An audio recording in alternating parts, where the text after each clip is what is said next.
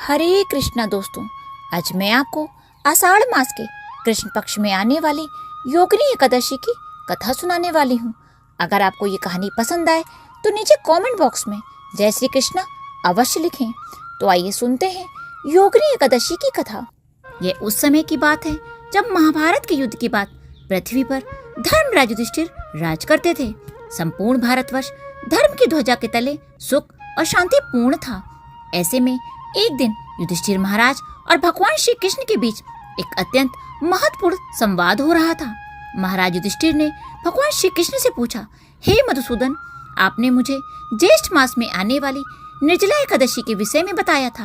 अब कृपया करके आषाढ़ मास के कृष्ण पक्ष में आने वाली एकादशी के विषय में विस्तार पूर्वक बताइए। मैं जानने हेतु उत्सुक हूँ। इस एकादशी का नाम क्या है और इसका क्या महात्म्य है? भगवान श्री कृष्ण ने मुस्कुराते हुए उत्तर दिया, हे राजन, आषाढ़ मास के कृष्ण पक्ष में आने वाली एकादशी को योगिनी एकादशी के नाम से जाना जाता है। यह एकादशी गंभीर से गंभीर पापों को भी नष्ट करने की क्षमता रखती है। और अब मैं आपको इससे संलग्न एक पौराणिक कथा सुनाता हूँ। ध्यान पूर्वक सुनो। अलकापुरी के राजा कुबेर, जो कि देवताओं के कोषाध्यक्ष हैं, वे शिव जी के बड़े भक्त थे। उनके नगर में हेममाली नाम का एक यक्ष रहता था। उसकी मुख्य सेवा थी मानसरोवर से कुछ विशेष पुष्प लेकर आना और शिव जी की पूजा हेतु अपने राजा कुबेर को प्रदान करना। हेममाली निष्ठापूर्वक अपने स्वामी की सेवा करता था और कुबेर भी उससे प्रसन्न थे। अब यहाँ तक तो सब ठीक चल रहा था, लेकिन इस यक्ष हेममाली की एक कमजोरी भी थी और वो थी उसकी सुंदर पत्नी विशालाक्षी। हेममाली अपनी सुंदर पत्नी के प्रति इतना आसक्त था कि एक दिन प्रातः वह मानसरोवर से पुष्प लेकर तो आ गया, लेकिन सीधा अपने स्वामी के पास जाने की बजाय वह अपनी पत्नी के पास पहुंच गया। बस फिर क्या था, पत्नी के साथ आनंद प्रमोद करते हुए उसे समय का ध्यान ही नहीं रहा और उस तरफ राजा कुबेर अपनी पूजा के लिए पुष्प की प्रतीक्षा करते रहे। प्रतीक्षा करते करते 6 घंटे का समय व्यतीत हो गया। बिना पुष्प के पूजा न होने के कारण क्रोधित कुबेर ने उसी क्षण एक सिपाही को हेममाली के पास भेजा। सिपाही जैसे ही हेममाली के घर गया तो उसने हेममाली को अपनी पत्नी के साथ विनोद करते हुए पाया। यह सूचना सिपाही ने तुरंत अपने राजा कुबेर को दी। बस फिर क्या था, अब तो कुबेर के धैर्य के सारे बांध टूट गए। इस तरफ जब हेममाली को भी समय का भान हुआ तब उसे अपनी भूल समझ आई और प्रायश्चित करने हेतु वह उसी क्षण राजा कुबेर के पास पहुंच गया। भय के कारण उसके पैर और जिह्वा कांप रहे थे। वह हाथ जोड़कर राजा कुबेर के समक्ष खड़ा हो गया और उनसे क्षमा याचना करने लगा, लेकिन कुबेर के क्रोध की ज्वाला अत्यंत भयावह थी। उन्होंने क्रोधित स्वर में हेममाली से कहा, हे मूर्ख, अपने पत्नी के प्रति अत्यधिक आसक्ति के कारण आज तुमने मेरे आराध्य देव शिव जी के प्रति अपराध किया है।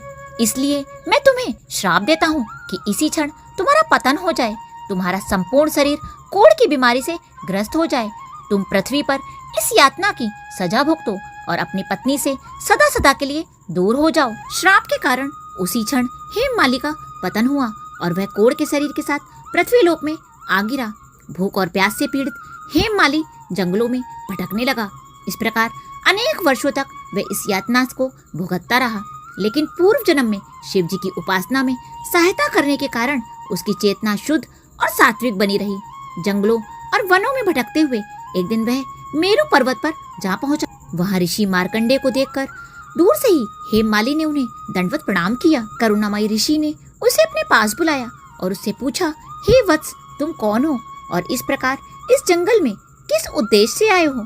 हेममाली ने अपने पूर्व जन्म का सारा वृतांत कह सुनाया और अंत में हाथ जोड़कर इस प्रकार कहा, हे ऋषिवर, पूर्व जन्म के कुछ पुण्य कर्मों के कारण मुझे आपके दर्शन प्राप्त हुए हैं। कृपया आप मुझे इस पाप से मुक्त होने का मार्ग दिखाएं। हेममाली की प्रार्थना सुनकर ऋषि मार्कंडेय ने कहा, हे पुत्र, आने वाले आषाढ़ मास के कृष्ण पक्ष में योगिनी एकादशी आएगी।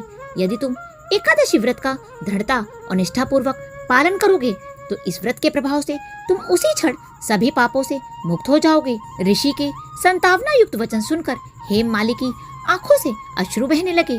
उसने ऋषि के प्रति अपनी कृतज्ञता व्यक्त की और योगिनी एकादशी व्रत के पालन का संकल्प लेकर वहां से चला गया। जब आषाढ़ मास आया तो उसने योगिनी एकादशी के व्रत का नियम पूर्वक पालन किया। व्रत के दिव्य प्रभाव से उसका शरीर कोढ़ मुक्त हो गया और अपने पूर्व जन्म के शरीर को प्राप्त करके वह अपनी नगरी अलकापुरी वापस लौट गया। कथा का समापन करते हुए भगवान श्री कृष्ण ने कहा, हे धर्मराज युधिष्ठिर, जो भी व्यक्ति इस योगिनी एकादशी व्रत का पालन करता है उसे 88,000 ब्राह्मणों को भोजन करवाने का पुण्य फल प्राप्त होता है। वह हर प्रकार के पापों से मुक्त हो जाता है और जीवन के अंत में आध्यात्मिक लोक में प्रवेश करता है। बोलो श्री कृष्ण भगवान की जय। बोलो एकादशी माता की जय।